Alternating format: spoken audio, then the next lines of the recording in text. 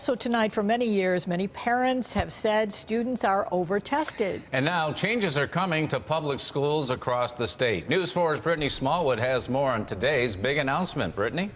Don and Jackie, last year, about a quarter of the 8th grade students in the city of Buffalo took 2 standardized math tests. They, like many 8th graders across the state, did double testing in the spring. Now state officials say they want to eliminate one of them. Some changes are in the works for some 8th grade students throughout the state.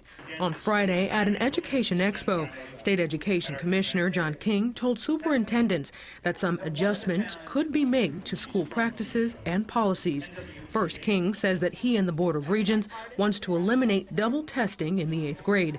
Accelerated math students in that grade are required by the U.S. Education Department to take both the Regents exam in algebra and the 8th grade mathematics exam. And we think that that makes all the common sense in the world, because obviously that child is doing fairly well in math to be taking algebra in 8th grade. So we want permission for that child in that circumstance to not have to take the 8th grade assessment. In a letter, King says that he and the Board of Regents recognize that the variety of pressures at the state and local level may have resulted in more testing than is needed and in rote test preparation that crowds quality instruction.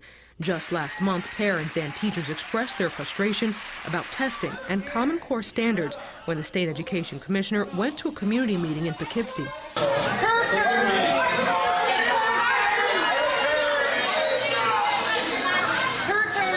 State Regent Bob Bennett says the pending changes to the double testing had nothing to do with that meeting. In fact, during the expo on Friday, King explained why he stands by the Common Core standards.